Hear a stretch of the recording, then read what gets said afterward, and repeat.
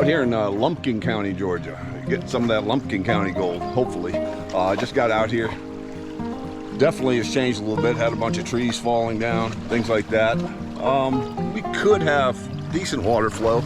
I brought two sluices with me, the Recon and the prototype. And the reason why I brought the prototype and not my 6-inch sluice is just because of the weight. I have to climb down a mountain to get here.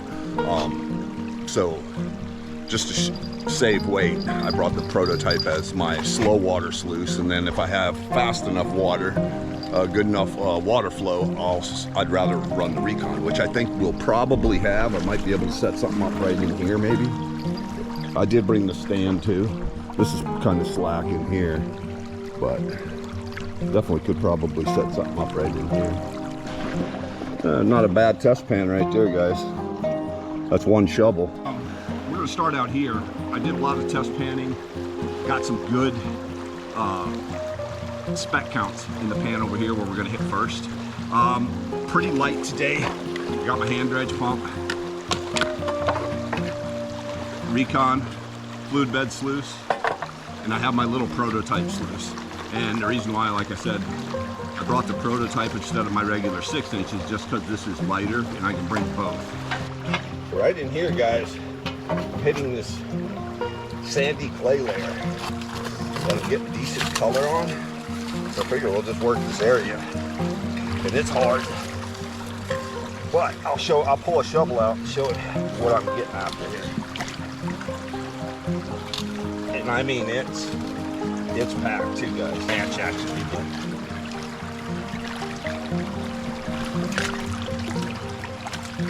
See the sediment on that too.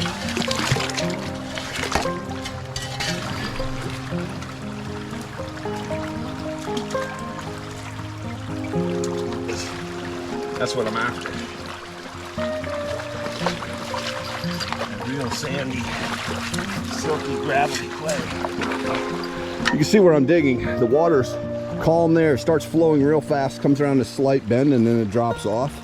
I'm digging in this pocket right here, and there's a false clay bottom. I'm getting really good color out of this. But the clay is a very sandy clay. You can see the color of it. It's like a gray clay. It's not smooth. It's very sandy, very gravelly. And the other thing I want to take away from that too, how hard it is to get down into that layer with a shovel. Super hard. And not only is it hard to get the shovel down through there, that means it's been sitting there a long time, but number two, you can smell it. It smells like decomposing wood and things like that, right? It's not clean.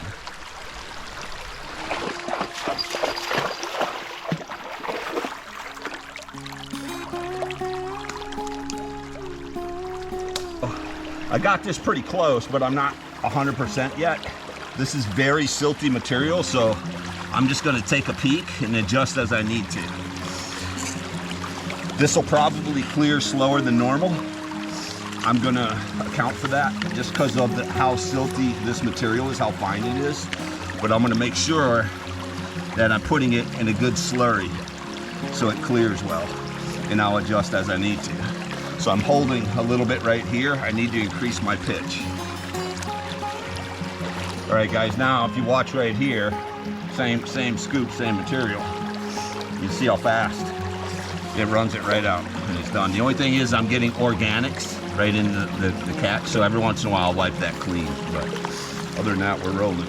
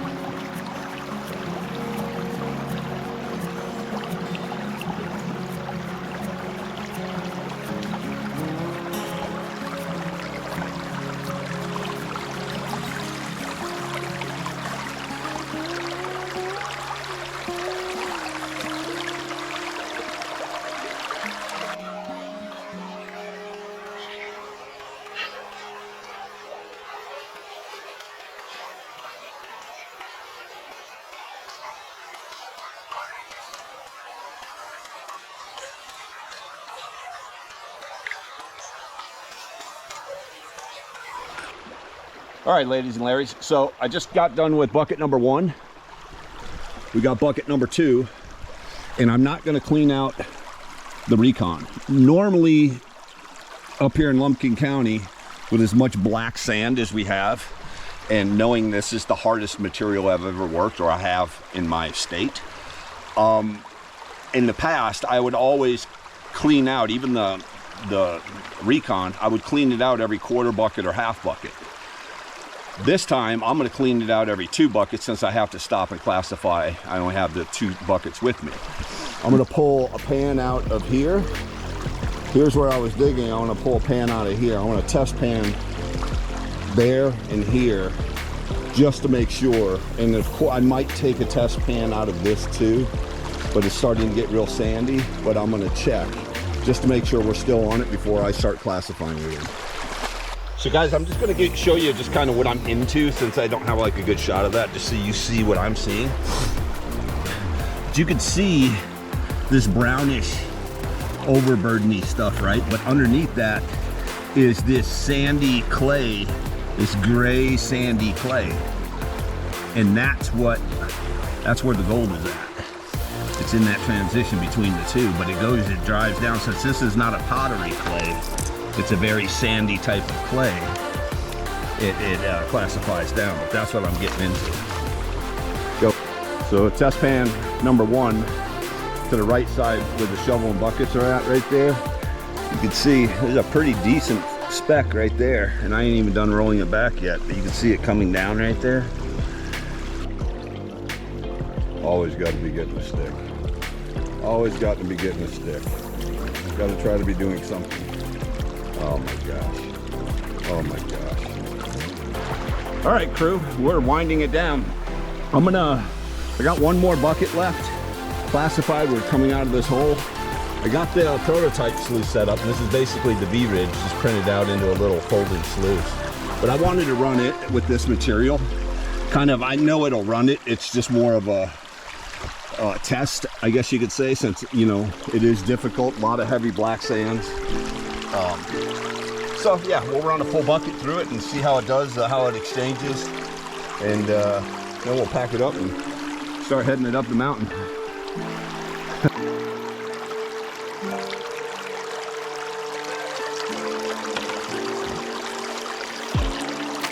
Yeah, she does.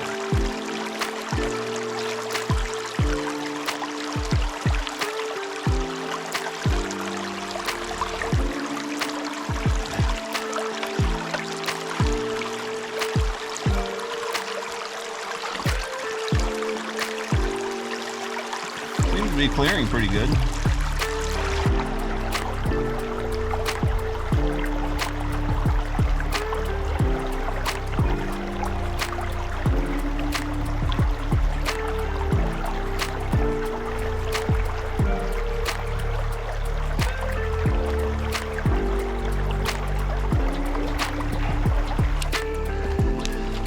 A nice little speck right in there.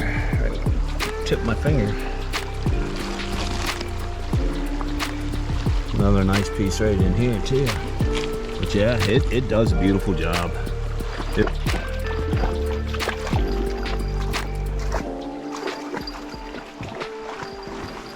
Well, crew, we're back in the garage from that trip out there to Lumpkin County.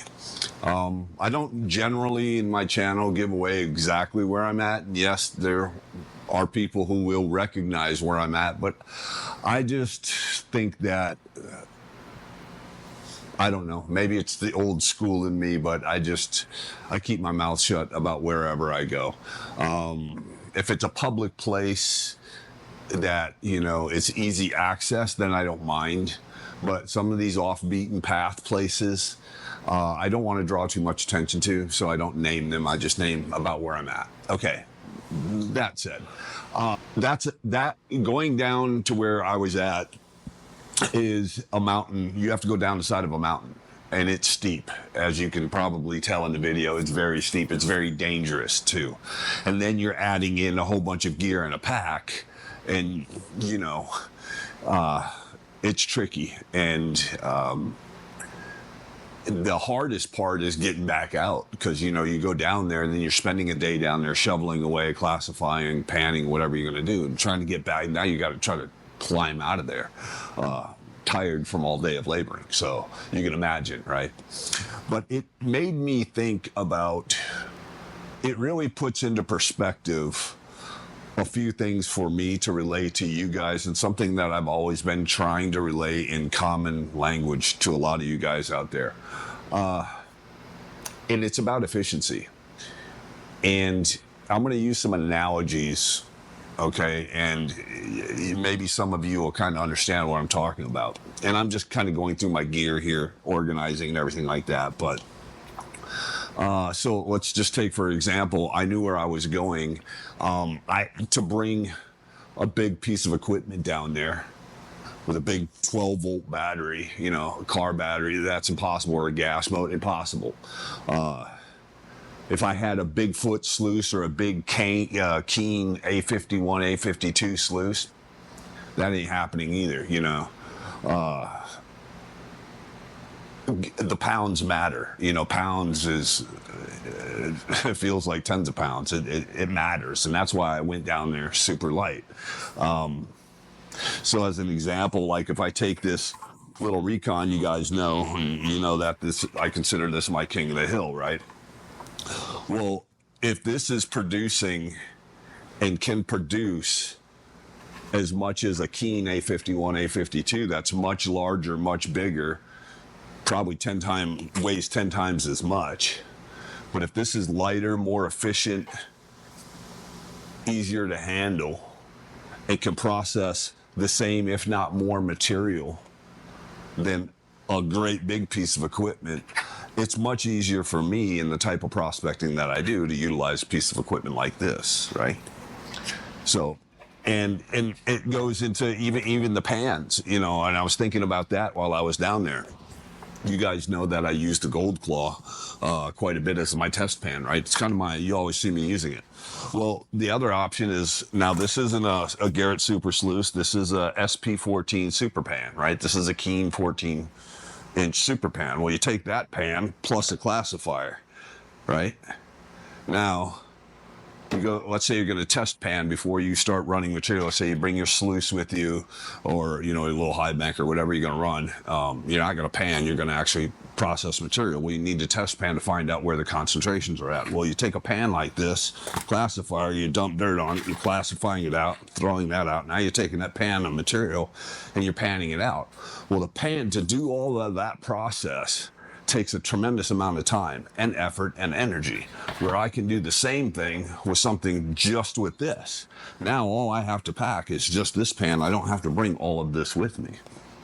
So you kind of understand what I'm getting at. And if I could do the same thing, I could test pan with this pan, do the course, do the fines, bip, bip, bip, done, roll it back. Yep, I got spec counts, right?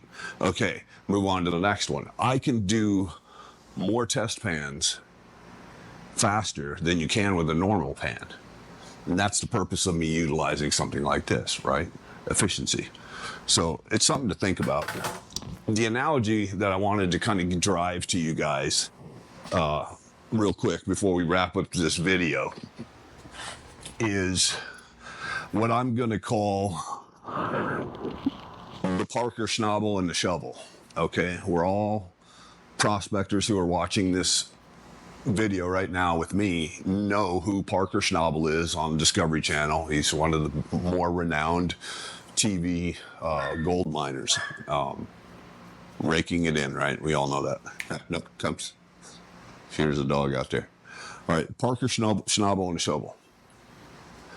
So if I were to take Parker Schnabel and a shovel, just identical shovel, and his big Slucifer setup, and I go to that setup with my little high banker, my little power sluice with my shovel, same identical shovel. He shovels into his big Slucifer machine, and I shovel into my little high banker, or I classify and run it through a power sluice. Same material.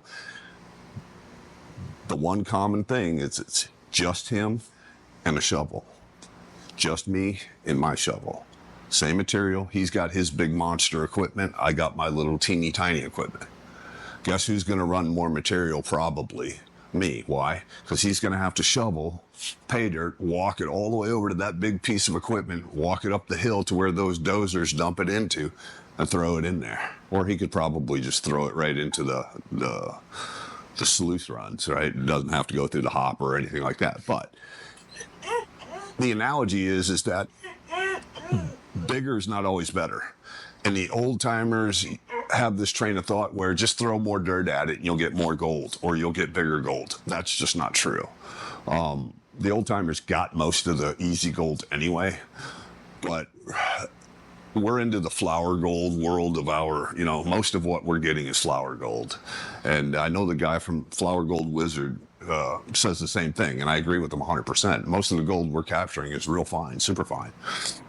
So running a great big monster piece of equipment, like a huge, I see these guys with a high banker, this great big high banker, they got a gas motor going, and what are they doing? They're shoveling into it, okay?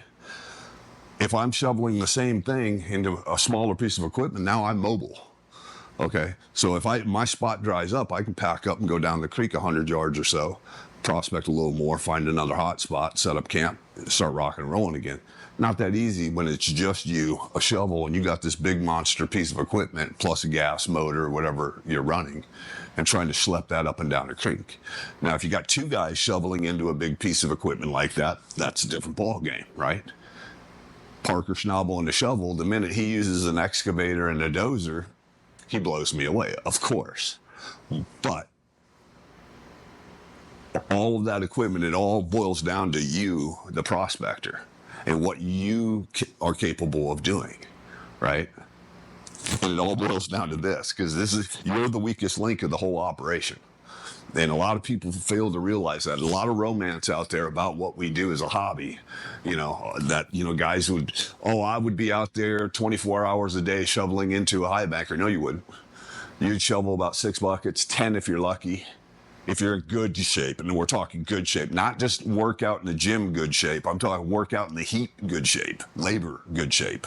Okay, very different. Because I can take a guy that works out in the gym, take him out with me, he can't keep up with me. Just because I'm used to the heat, I'm used to utilizing everything in my body to do this. But this is the common denominator, guys. And unless you're using an excavator or more than one man shoveling, this is your weakest link right here. It's you and that shovel. Okay. Doesn't matter what piece of equipment you own. It all boils down to this. So it's just something I wanted to kind of, you'll see it in the video, because I'm running small, but I'm capable of processing a lot of material in a place that's extremely hard to get to. So I just want to throw that at you. I'm going to do a live stream cleanup, probably Monday or Tuesday, maybe. I will put something up to let everybody know exactly when that's going to happen. 2,000 subscribers, and when we hit that, I'm going to do some giveaways. I'm going to do some pay dirt. I'm going to do a pay dirt bag, probably a Lost Mine pay dirt bag, and it'll have a guaranteed gold in it. I don't know how much yet, maybe like 1/4 gram or something, plus whatever the concentrates hold. Something I've been wanting to do, play around with in my head. I'm going to give a blue bowl away. I got one of those Pioneer blue bowls, giving one of these away, and a pay dirt, and we'll take it as it comes, guys. Definitely appreciate every one of you. This crazy train over here, she loves you guys, and I know you guys give a lot of support to her, but we love you, and we'll catch you on the next one.